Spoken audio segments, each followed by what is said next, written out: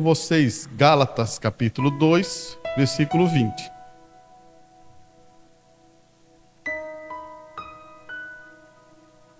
Você pode abrir a sua Bíblia. Vamos ficar em pé, já que alguns ficaram em pé.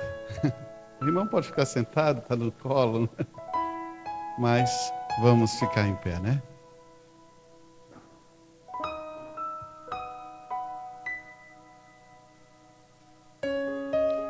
Você achou? Então vamos ler com tranquilidade. Esse foi um assunto que falei em Itajaí, mas eu quero ampliar ele aqui. Também falei aqui quarta-feira sobre esse assunto, mas vamos ampliá-lo de uma forma que Deus dê ao nosso coração entendimento, né? Vamos dividir o pão. Se lembra do nível de fé que eu falei? Alguns estão começando, alguns já têm muito tempo, mas todos nós vamos unir numa fé para Deus dar crescimento a todos nós. É igual um pai. Um pai tem filhos pequenos, filhos grandes, mas quando ele senta na mesa, ele divide o alimento de acordo com o filho, né? Se der um bebezinho, mamadeira, se é maiorzinho, comida sólida, mas é assim pela graça de Deus. Vamos lá. Já estou crucificado com Cristo e vivo não mais eu, mas Cristo vive em mim. E a vida que agora vivo na carne, vivo-a na fé do Filho de Deus, ao qual me amou e se entregou a si mesmo por mim. Fechamos nossos olhos. Pai, Jesus Cristo se entregou por nós voluntariamente, Pai. Ele não precisava fazer isso, mas fez voluntariamente para nos salvar. E que essa noite, Pai, o poder do Espírito Santo possa penetrar nos nossos corações e entender o que Cristo fez pelas nossas vidas. E podemos ser novas criaturas, cheios do poder do Espírito Santo, para podermos também ajudar outros que estão nessa jornada, nesse caminho, Pai. São tantos, Pai, mas Tu que tem que direcionar a nós, às pessoas, para podermos ajudá-la através do poder da Tua palavra. Abençoa a Tua congregação, é o que eu te peço em nome do Senhor Jesus Cristo. Amém e amém. Poder sentar, meus irmãos. E antes de começar, eu só vou dar um reforço sobre essa questão aqui e vamos caminhando, né? Quando você se depara com essas expressões aqui, você logo vê que Paulo está falando de coisas muito importantes para a vida cristã. E isso tem que estar firmado em nossas mentes, porque para você mudar a sua vida, você tem que mudar a sua mente. E para mudar a sua mente, tem que ter uma ação de fé. Porque eu não posso mudar a sua mente e nem as suas ações, mas quando você reconhece a palavra de Deus e dá liberdade para a palavra de Deus entrar em sua mente e trabalhar em seu coração, você será transformado. Então existe uma necessidade pessoal, há uma necessidade que você precisa de Deus. Quando você descobre que você está mais forte na presença de Deus, e você vai ser vitorioso na presença deles, cumprindo o que Deus deu para você, você vai perceber que as outras coisas vão se amadurecendo, vão se aperfeiçoando e vão ficando muito melhor. Então, escute bem aqui. Já estou crucificado com Cristo. Paulo, ele firma esse pensamento e diz para você, estou crucificado com Cristo e vivo não mais eu. O eu aqui, não é que você morreu, mas é o eu, o teu eu, o eu de Paulo morreu. Você percebeu? Você lembra o que Paulo fazia antigamente? Ele era Saulo e era um perseguidor da igreja de Cristo. E muita coisa ele fez de mal. E muita coisa ele fez de errado. Mas por quê? Ele, no coração dele, é isso que eu gosto de Paulo. Ele não era hipócrita. Ele pensava que estava fazendo uma coisa boa para Deus. Mas, você sabe, no caminho de Damasco, ele se deparou com a coluna de fogo e a coluna de fogo, ele perguntou quem era, e a coluna, eu sou Jesus. E aí, Paulo teve a sua conversão. Aí começa a ter uma conversão de vida, de perseguidor para perseguido. E isso é importante você entender, que os filhos de Deus têm conversão. Você está prosseguindo a sua vida normal, não conhece nada, de repente, Deus trabalha contigo. É o momento de você convergir e ir em direção a Deus. E isso é importante porque Paulo está falando disso. Não é que ele pegou e foi lá numa estaca e se crucificou igual a Cristo. Não, ele está falando que ele crucificou o seu eu. Não era mais da maneira que ele pensava, não era mais da maneira que ele agia. E ele vai continuar. Mas Cristo vive em mim. Aí que está. Quando ele fala sobre se Cristo vive em mim, claro que ele vai dizer que é o próprio Espírito Santo que está vivendo em quem? Em Paulo. É claro. É igual a você. Se você dá liberdade para o Espírito Santo morar em você, ele vai morar em você. E uma coisa importante que eu quero que você aprenda. Se você dá 10% a Deus, ele só vai te usar 10%. Se você der 20% a Deus, ele vai usar os seus 20%. Se você der 100% a Deus, ele vai te usar 100% da sua vida. Deus, ele não arromba nada. Ele não força nada. Ele quer ver se você é voluntário. Esse é um ponto, porque se você vai ver, a gente vai chegar no final, você vai ver que Cristo amou a Paulo, amou a nós, voluntariamente. E, irmão, não confunda esse amor com esse amor desse mundo. O amor que ele está falando ali é um amor sacrificial. Já pensou que sabe que tipo é esse amor? É de sacrifício. Amor, vamos considerar assim, você vai entender o que eu vou falar, né? De abracinho, beijinho. Pode existir? Isso é um tipo de amor. Mas o amor que Cristo está mostrando para nós é um amor de sacrifício.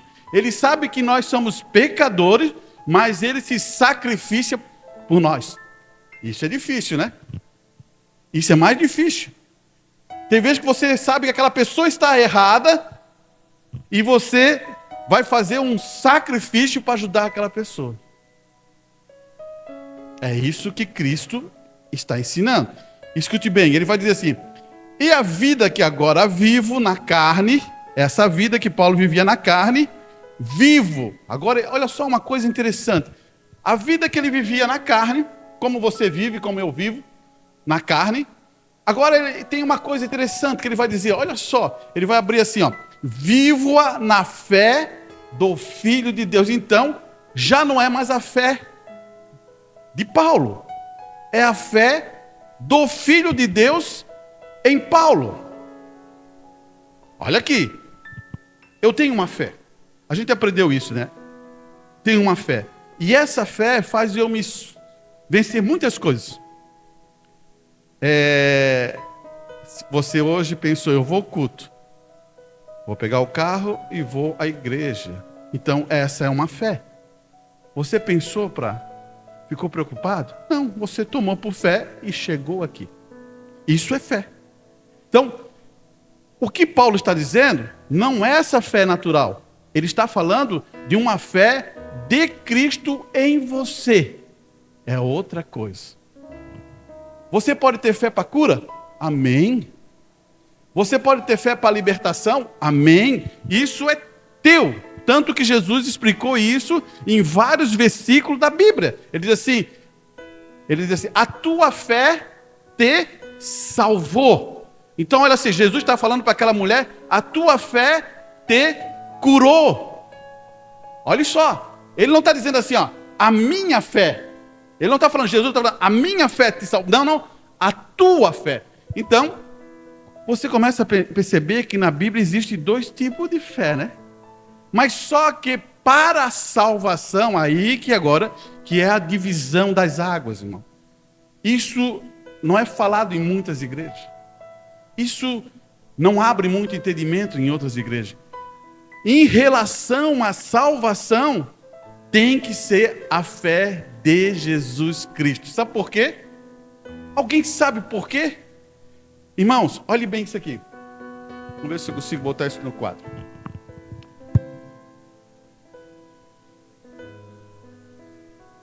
Você se lembra disso? Aqui está o Calvário. A fé de Jesus Cristo, o Cordeiro, sem mancha, sem mácula, levou ele ao Calvário. Então, ele morreu por mim e por vocês. E o que aconteceu? Então, eu tenho que ter a fé de Jesus Cristo, que ele morreu por mim. Eu não posso ter outro tipo de fé para ser salvo, porque essa foi o plano de Deus. Sempre foi o plano de Deus que precisava de um cordeiro sem mancha, sem mácula, para nos salvar. Então, se lembra quando você vai na fila da Santa Ceia, aonde você está olhando? Por que Paulo fala assim, ó, medite? Por que irmão Brana fala assim, ó, medite, relembre o sacrifício? Você não está usando a sua fé, você está lembrando do sacrifício de fé que Jesus fez por você. Por isso que você vai na Santa Ceia, porque se eu for olhar pela minha fé, não vai dar. Você está percebendo? Quando você vai na Santa Ceia, você está olhando para quem? Para o Cordeiro perfeito. E está comendo ali o simbolismo do pão e do vinho. É só um simbolismo. Mas você está se lembrando do que aquele homem fez por ti através da fé. Você segurou isso? Então, salvação tem a ver com isso. Não tem a ver com a sua fé. Tem a ver com a fé de Jesus Cristo.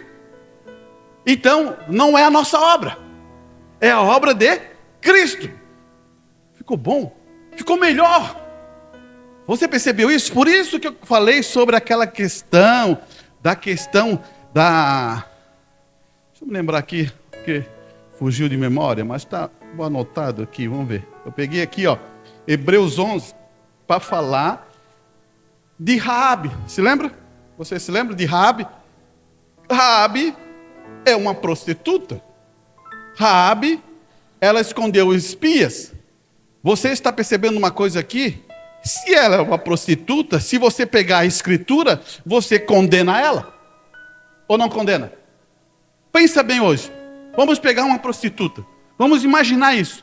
Uma prostituta que está lá, eu pego aquela prostituta, através da palavra, é condenação para ela?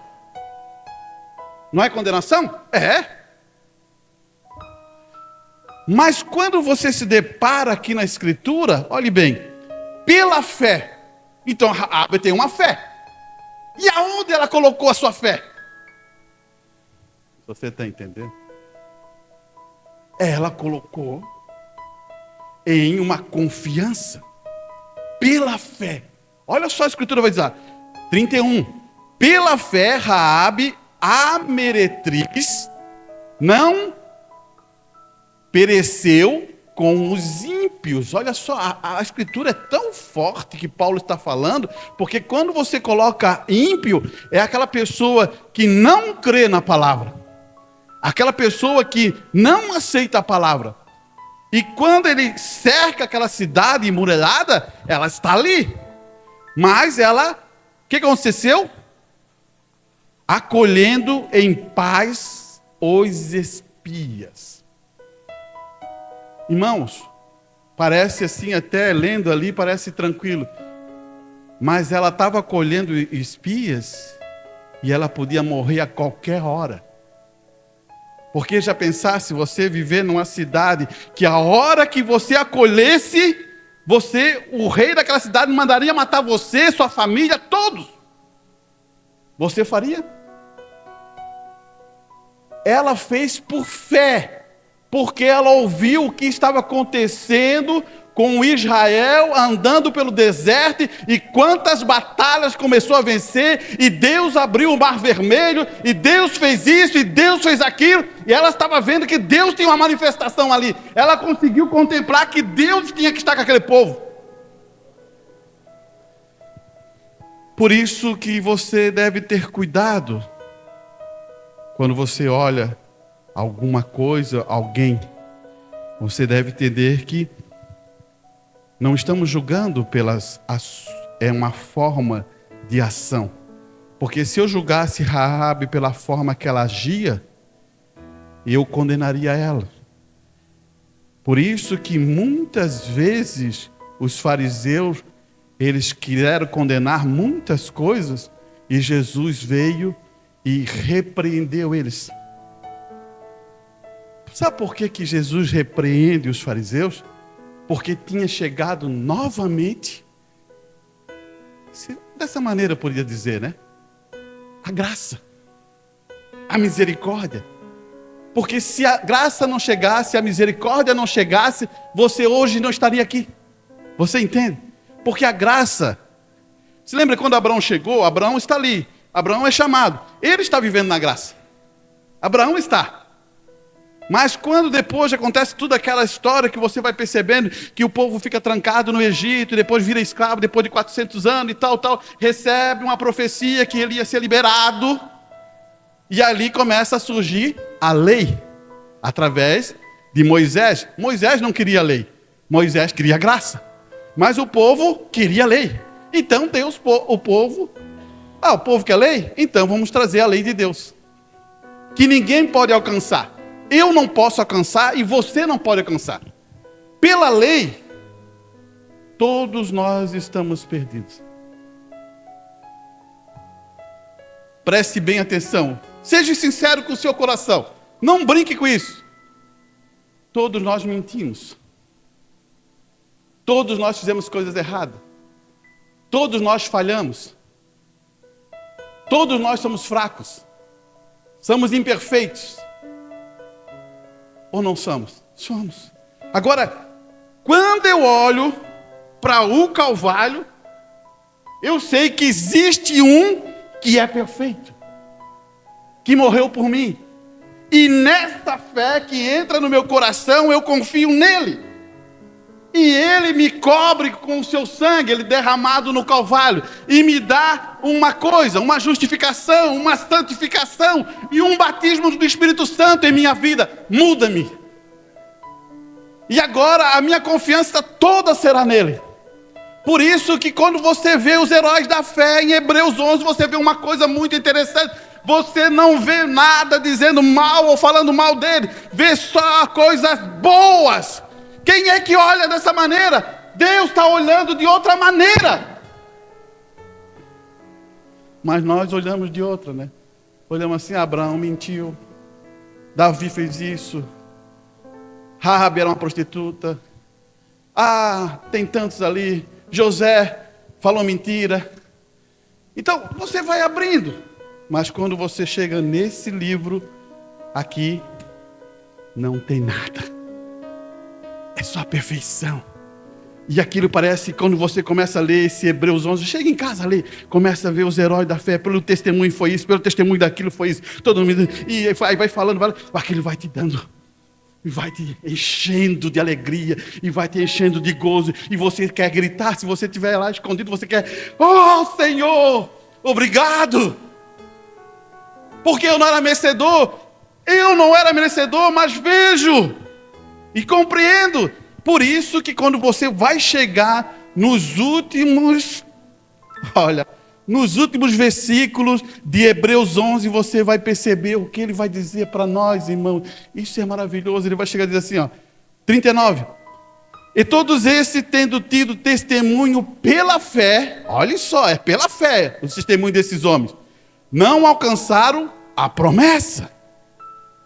Não alcançaram a promessa, irmão. Claro, porque existe uma promessa, um cordeiro perfeito, sem mancha, sem mácula. Eles não chegaram a esse ponto, não chegaram a esse momento. Daí ele vai dizer assim, provendo Deus alguma coisa melhor ao nosso respeito, para que ele sem nós não fosse aperfeiçoado. Então a gente tem uma coisa melhor. Sabe o que a gente tem, irmão? Uma coisa que você deve entender. Temos Deus, temos o Espírito Santo. Aonde? Dentro de nós. Eles não tinham isso. porque ainda Cristo não tinha chegado, e ainda não tinha subido, e ainda o Espírito Santo não tinha descido. No Velho Testamento você não vê o Espírito Santo descer e entrar numa pessoa. No Novo Testamento, quando Cristo morre, ele diz: eu me enviarei o Consolador. E aí? Onde está o Espírito Santo? Na cadeira aqui? Não, ele está no teu coração. Você viu? Então, o Espírito Santo faz o quê? Aperfeiçoa você. Ele não precisa de alguém para dizer assim, ó, você está errado. Você sabe que está errado. Vou te explicar isso.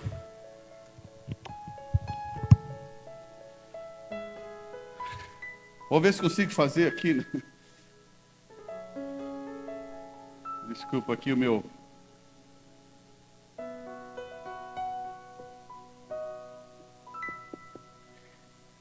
Será que precisaria de uma desenhista? Eu sei que tem uma desenhista aí.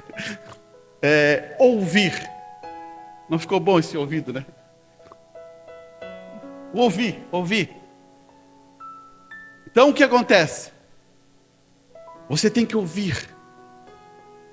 E o único lugar que Deus usa para você aprender é através do ouvir a palavra de Deus. Esse é um dom que Deus deu para você ouvir. Daí você vai dizer assim, logo você vai pensar, irmão, e aqueles que não ouvem? Tem vezes que eles são melhor do que nós que ouvem. Você entende o que eu quero dizer, né? Pela misericórdia, Deus tem outro fator. Quando aquela pessoa não ouve, ele tem outra maneira. Mas, para nós que ouvimos, é pelo ouvir a palavra de Deus. Então ela entra pelo ouvir e vai para a sua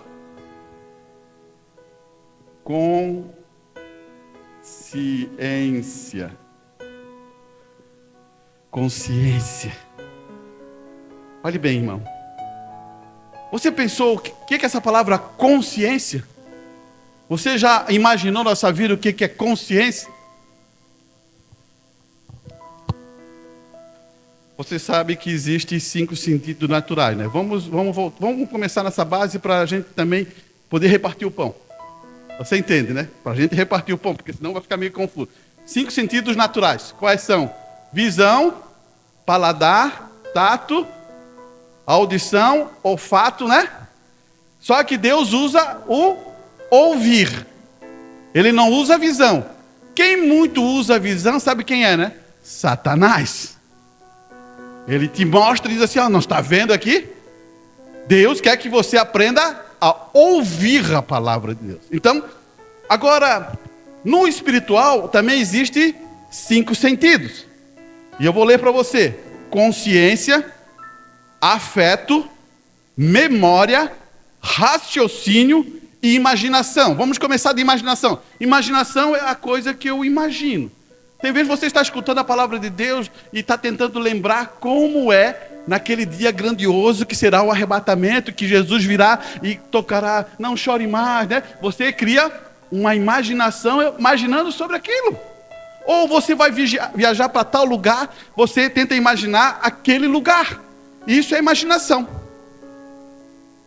Quantos de vocês já imaginaram alguma coisa? Eu acho que vocês imaginaram, né? Tem tanta coisa, quer ver assim, quando a esposa faz um almoço especial, tu imagina como vai sair aquela comida, você até sente o cheirinho da comida, né? Tem vezes que é os maridos que fazem aí uma comidinha também, né? Mas só para você entender o que eu estou falando, né? E o que está acontecendo? Depois veio o raciocínio. Só que imaginação, Deus também não quer que você use isso. E raciocínio, ele também não quer que você... Mas você vai dizer, como raciocínio? Raciocínio é uma coisa importante. Raciocínio é quando você tem a lógica. 2 mais 2 é 4. Opa, 2 mais 2 é 4. Você tem lógica. Isso é raciocínio. Mas Deus não quer que você use o raciocínio ainda. Interessante, né? Ele podia usar o raciocínio, mas não vai usar.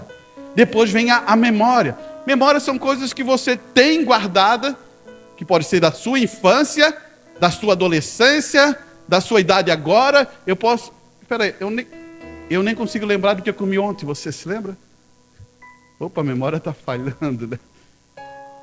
Acho que eu comi arroz. Arroz, feijão, assim. Só para você entender, memória é aquilo que você se lembra. E tem memórias boas que você se lembra, que você fica feliz, chega a rir sozinha e achar engraçado, não tem? Tem vezes que eu me paro a lembrar de algumas coisas, eu fico, olha só, e fico achando graça de mim mesmo, não tem? Como agir. Então, isso é memória. Memória é bom? Bom. Mas não é isso que Deus quer trabalhar. Deus quer trabalhar com outra coisa, afeto. Afeto é coisa boa, irmão. Afeto é aquilo que você sente pela pessoa. Existem afetos que você transmite. Eu quero colocar uma coisa que eu estava lendo, que é importante, né? Existe afeto hoje de uma maneira que eles estão criando um tipo de um afeto que não é bom, que é dentro da internet. Não acredite nisso, tá? Um dia eu vou falar sobre esse assunto. É um tipo de que é aquele afeto que eles criam. Daí existe gente profissional para esse tipo de afeto. Que eles vêm, te abraçam, mas não tem nada a ver contigo. Com a tua pessoa, não tem nada. Afeto tem que haver contigo. Pessoas que estão próximas a ti. Então tem esse tipo de coisa aí que eu vou um dia contar sobre esse assunto. Então, o afeto também Deus não quer usar dessa maneira. Ele quer usar a consciência. Por que Deus quer usar a consciência? Será por que Deus usou a palavra consciência para você? Ouvir que é esse corpo, e depois, quando entrar no corpo espiritual, Ele quer que entre pela consciência. Você já pensou sobre isso? A consciência avisa o que é certo e o que é errado.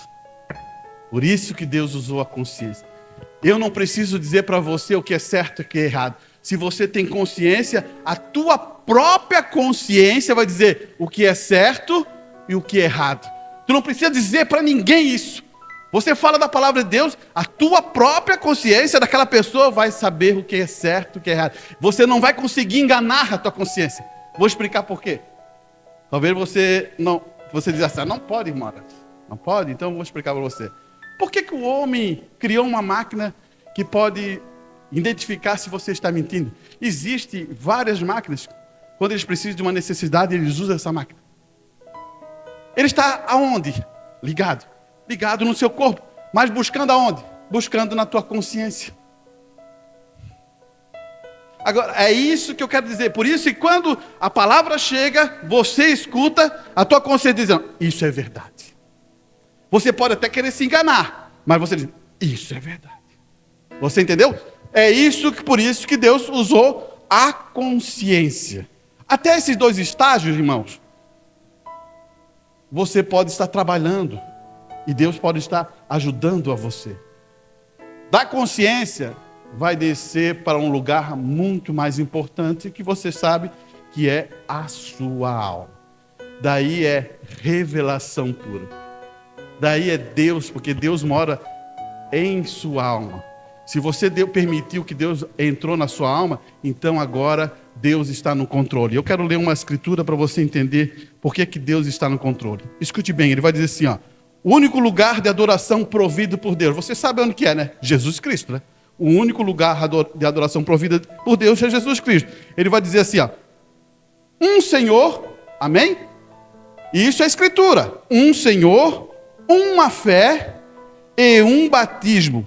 Esse é o batismo do Espírito Santo. Ele não está falando batismo d'água, ele está falando batismo do Espírito Santo. O batismo em água apenas coloca você numa comunhão com pessoas para que você confirme que aceitou a Cristo. Natural. Você está só dizendo assim, ó, Deus está trabalhando comigo. Eu estou sentindo. Assim aconteceu comigo. Há 37 anos atrás. Eu senti, não, isso é a palavra de Deus. Isso é certo. Eu quero me batizar. Aí que está. Tomei a posição. Dali vai entrar um processo que você já sabe, santificação e depois o batismo no Espírito Santo. Mas ele vai continuar dizendo assim, posso invocar o nome de Jesus sobre você e batizá-lo. Isso não significa que seja assim. Ele está querendo dizer assim, o Espírito Santo é outra coisa. Você recebe isso. Esse é o primeiro passo. Amém? Ele vai dizer, mas quando aquela palavra, agora começa o importante que o irmão Branco vai dizer, mas quando aquela palavra realmente genuína do Espírito Santo entra em você. Olha aqui. Ela entrou pelo ouvir, desceu pela consciência e agora ela vai entrar na alma. O único lugar que Deus entra é na alma. Olha aqui, daí ele vai dizer assim, ó, olha só quando entra na sua alma. Mas quando aquela palavra realmente genuína do Espírito Santo entra em você, daí o irmão Branco fala assim, a palavra, que é o quê? Jesus. Então, irmão, a mensagem não é segredo para você então. Então, a mensagem não é mais segredo. Porque abriu o entendimento. Ele vai dizer por quê? Você sabe disso. Irmão, está tudo iluminado diante de você. Aleluia. Você percebeu por que precisamos do Espírito Santo para iluminar a palavra de Deus? Porque sem o Espírito Santo você não consegue ver a palavra manifesta da hora para esse tempo, irmão. Isso é difícil entender. É um pouquinho. Não vou dizer que para você que isso aí se aprende do dia para a noite, mas isso é o que eu falei para você. É uma experiência. Você entende isso com clareza.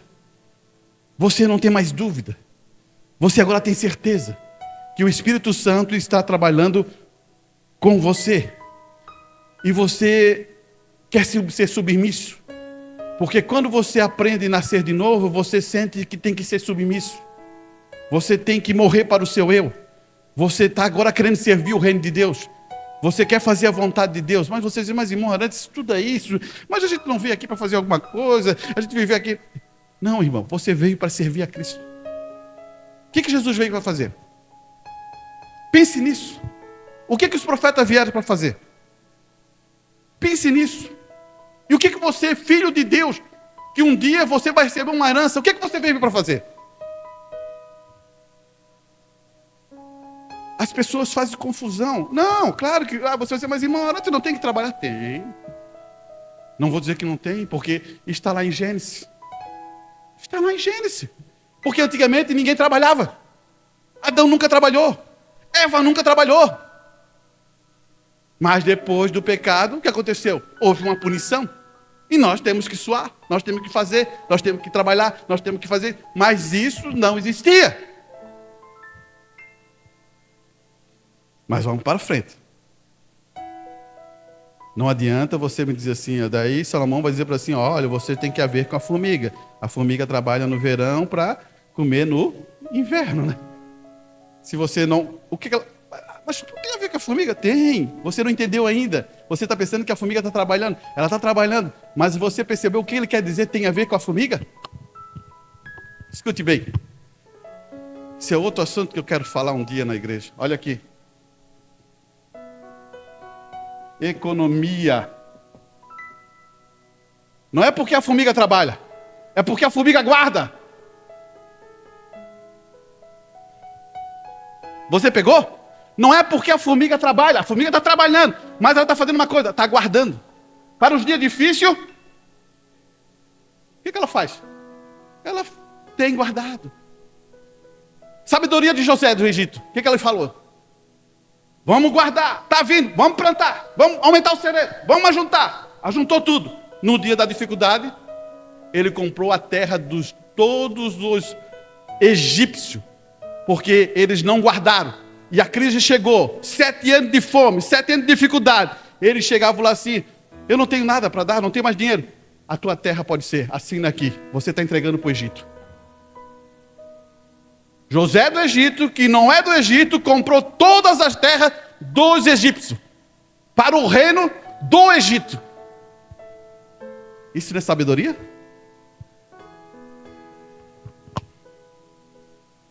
Você entende o que estou falando? Irmão, tem vezes que o vento está forte. E tu estás assim, eu estou sendo abençoado, estou indo fazer assim, assim. Oh, Deus te abençoe, irmão. Vai, trabalhe como uma formiga. Daqui a pouquinho o vento baixa, tu tem como guardar. Não é esse assunto, vamos para frente, né? Que Deus ajude nós.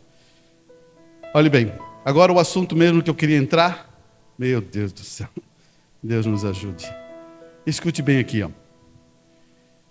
Vim para a sua fé mental. Bem aqui. Então a gente tem uma fé o quê? Mental. Bem aqui. Vem o Espírito Santo, descendo para a sua fé mental, tomando a sua fé espiritual. Então, primeiro tem que ser mental, irmão. Não adianta você se enganar. Você ouviu, entrou na consciência, é uma fé mental ainda. Mas depois, o próprio Espírito Santo vai produzir uma fé espiritual em você. Qual é a diferença disso, irmão? Você já percebeu que tem muita gente que, principalmente acontece isso com muita gente que é inteligente. Está sendo gravado, mas não me leve a mal as pessoas que são inteligentes. Deus abençoe a tua inteligência. Sabe usar como sabedoria para o reino de Deus. As pessoas inteligentes acham que é só estudar, é só ler, é só compreender as escrituras. Não é isso. E nunca será isso. Por que então Deus falou assim para Pedro? É por revelação. E revelação você entende que é estudar? É estudar, ler, conhecer? Não. Meu pai disse para você quem eu sou. Isso foi estudado? Não, isso é revelação. Então, não estou querendo dizer que a pessoa não possa estudar e ser inteligente. Não me tire isso do contexto. Graças a Deus que possa ser um homem de Deus com sabedoria, que conheça todos os versículos, sabe tudo, mas que ele também reconheça que isso é revelação. É isso que eu quero dizer para você. Então, por isso... E quando as pessoas são muito inteligentes, elas começam a ter um problema que Satanás usa. Arrogância. Sabia disso? É interessante, né? Pega uma pessoa muito inteligente, ela vai se achar arrogante. Eu sei, tá certo, eu já estudei isso, já fiz essa tese, já fiz aquilo ali. Ele não consegue ouvir o pequenino.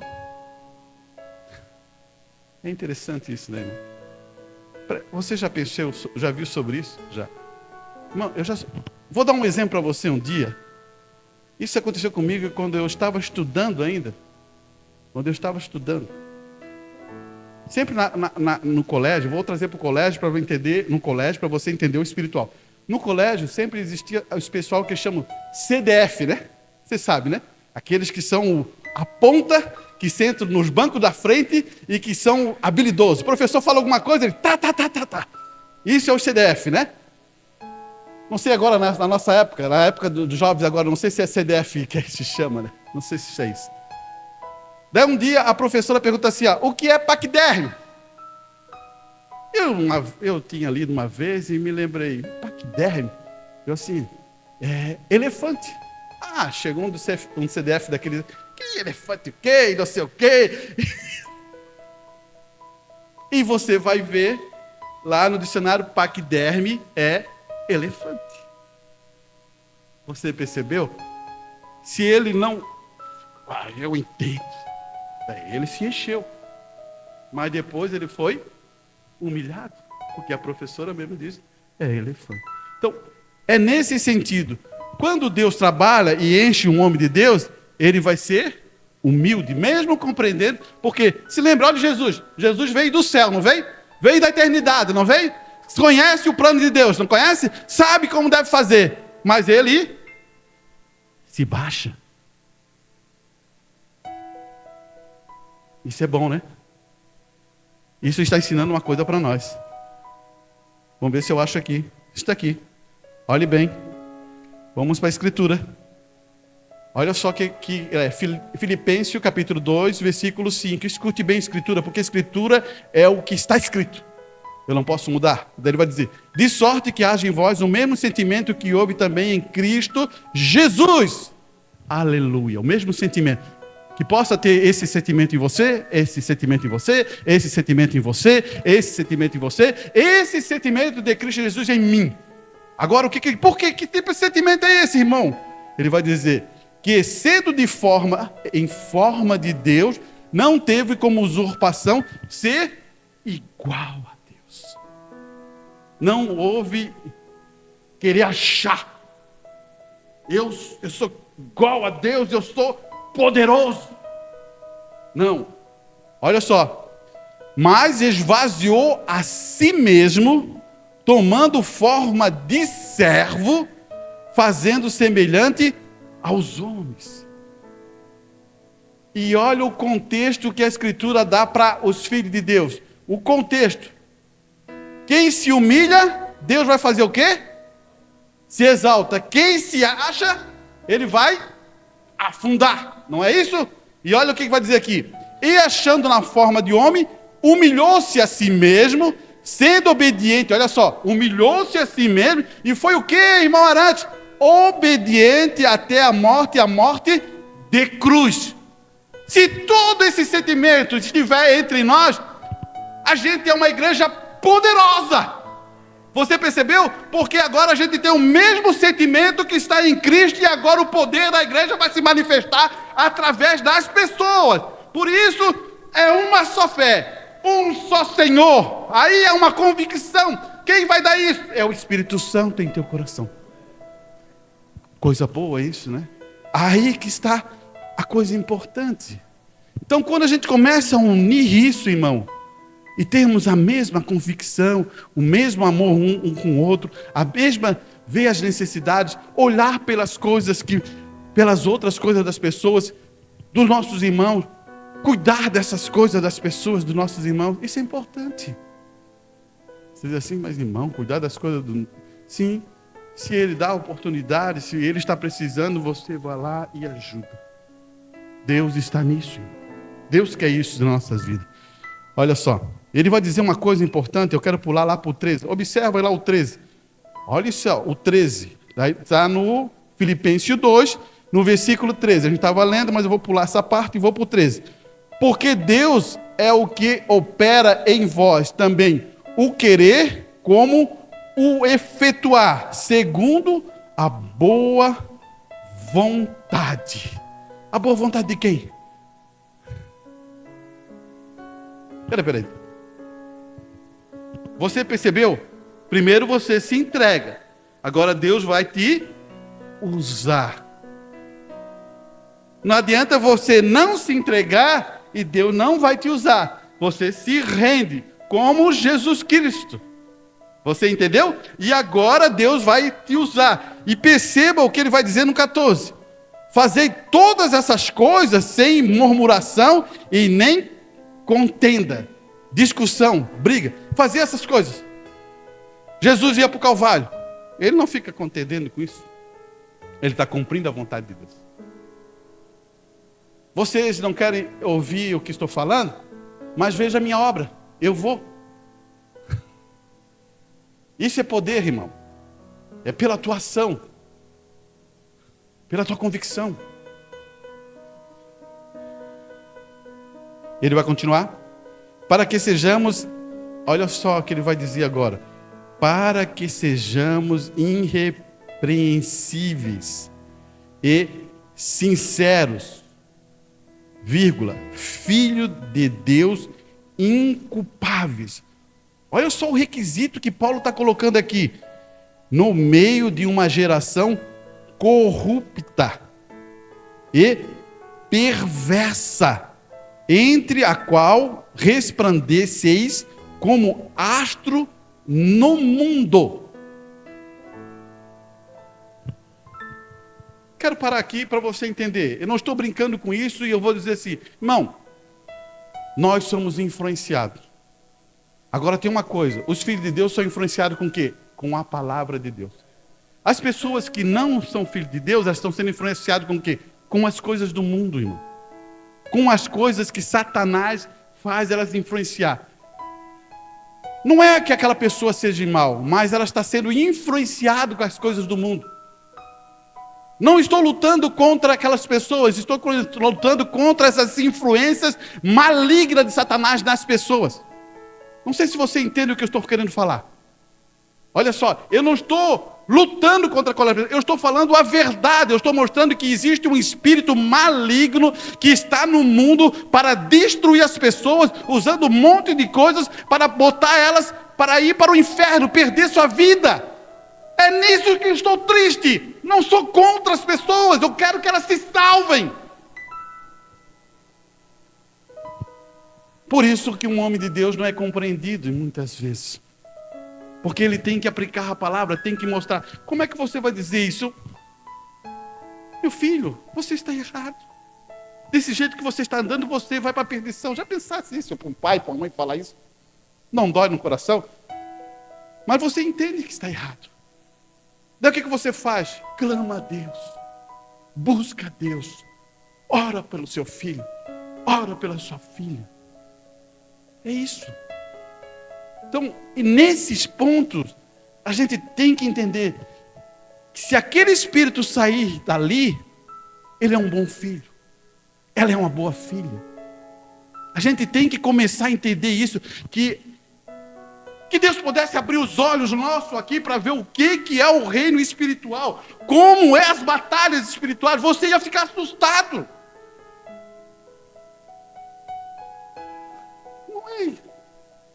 Não é isso, irmão. Olha só, olha essa carne.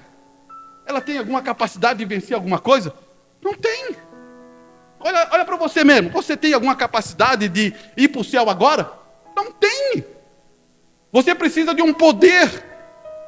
E o poder está dentro da palavra de Deus, do Espírito Santo em nossas vidas.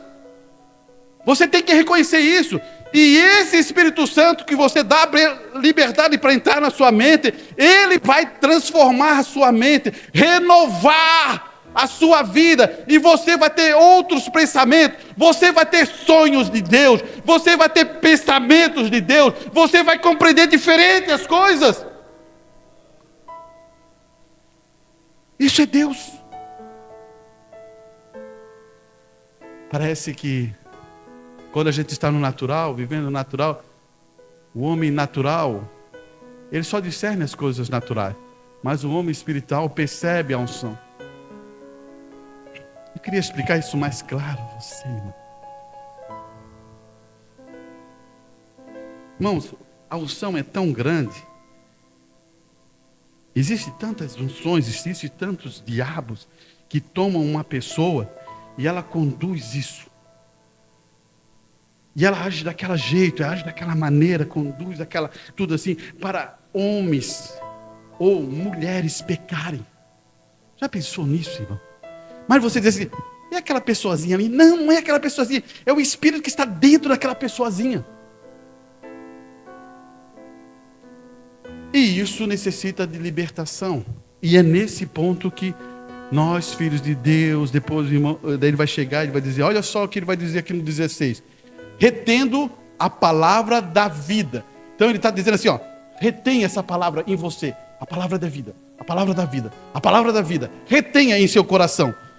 Para que no dia de Cristo possa gloriar-me de não ter corrido nem trabalhado em vão. Então, irmão, quando você reter a palavra de Deus, você vai usar. Você nunca vai trabalhar em vão. Por isso que Paulo fala assim, ó, eu não dou soco no ar. Eu dou soco para acertar.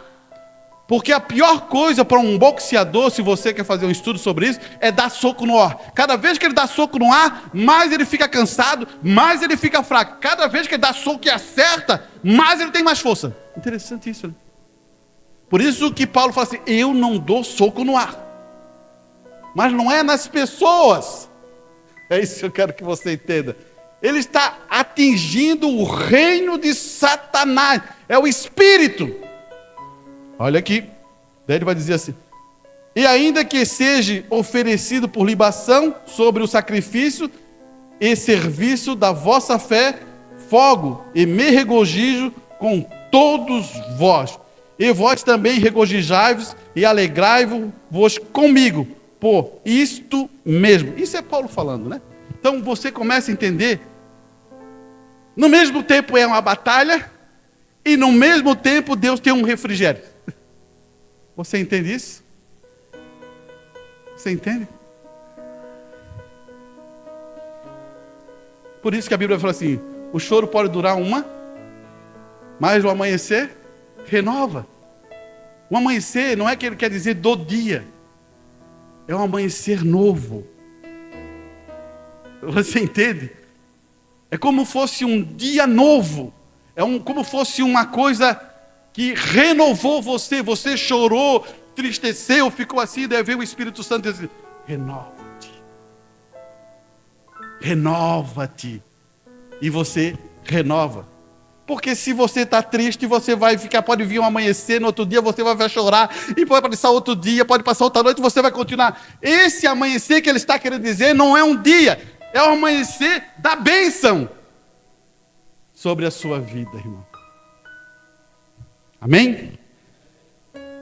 Então, finalizando, se os irmãos quiserem vir, vou falar mais algum assunto aqui, mas já vou mostrar para vocês.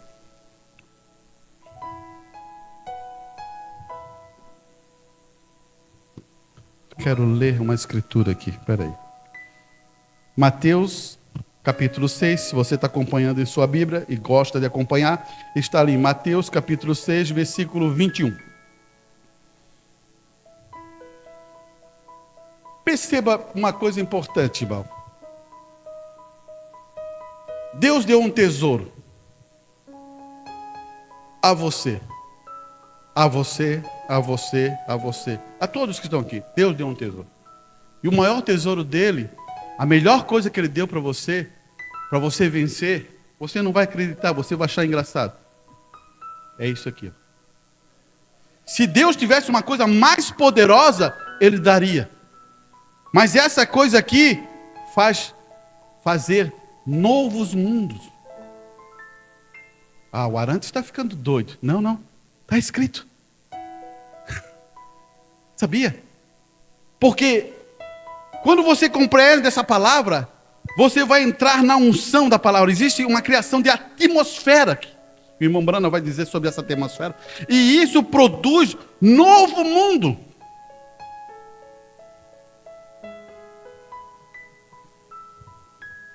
Escute aqui. Porque onde estiver o vosso tesouro, ali está também o vosso coração. Daí ele vai explicar uma coisa interessante aqui. Ele vai falar sobre a candeia, né? Dos olhos. Não é mais ouvir. A candeia do corpo são os olhos. De sorte que se teus olhos forem bons, todo o teu corpo terá luz. É como você vê. Para você entender assim, ó. É como você vê. Eu posso entrar aqui e olhar para cá e estou vendo. E eu olho assim, todos os filhos de Deus. É como eu vejo. Alguém pode chegar aqui e dizer assim, são tudo... Que pessoas são essas aí? É como se vê. Está dentro do coração. É o teu tesouro. Olha aqui. Se porém os teus olhos forem mau, o teu corpo será tenebroso. Se, portanto, a luz que tiver só trevas, quanto grandes serão tais trevas. Agora ele vai dizer, ninguém pode servir a dois senhores, porque ou há de odiar um e amar ao outro, ou se dedicar a um e desprezará outro. Não podeis servir a Deus e a Mamão. Por isso vos digo, não andeis cuidadoso quanto à vossa vida, pelo que haveis de comer, ou pelo que haveis de beber, e quanto ao vosso corpo, pelo que haveis de vestir. Não é a vida mais do que o mantimento, e o corpo mais do que o vestuário. A gente já falou sobre esse assunto, né? Mas eu estou querendo colocar uma posição. Aonde está o teu coração? É isso que eu quero que você possa, essa noite, entender. Quando o teu coração está nas coisas do reino de Deus, o teu fruto, a tua vida, demonstra isso, irmão. Antes de finalizar, eu só quero falar sobre só esse ponto. Você se lembra de Jonas? Jonas, ele é um profeta. Deus determina ele ir em Nínive. Nínive é uma cidade gentia. Jonas, ele é um judeu. Então ele considera que aquela cidade de Nínive são tudo, não tem Deus. Mas Deus está interessado na cidade de Nínive. O que Jonas faz? Jonas pega um navio para Tarso. Peraí. Deus manda para Nínive, que ele tinha que pegar um navio para Nínive, ele vai para Tarso. Mas no plano de Deus, é o navio certo que Jonas está pegando. Você entende isso? No nosso plano, olha só, no plano de Jonas, ele está fugindo. Mas no plano de Deus, é o plano certo. Ele está achando que vai fugir.